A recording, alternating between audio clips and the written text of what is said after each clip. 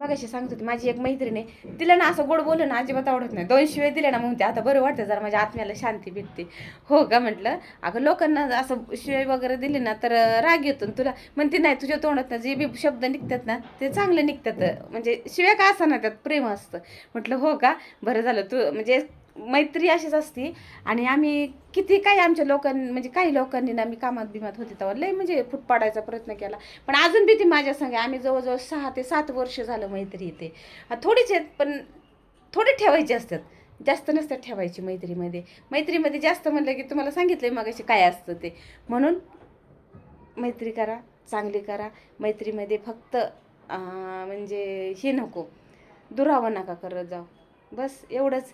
आणि जे क्षणभरासाठी भेटतात ना, ती इष्टीमध्ये बी भेटतात हो. पण जे आयुष्यभरासाठी भेटतात ना, ती हृदयामध्ये असतात.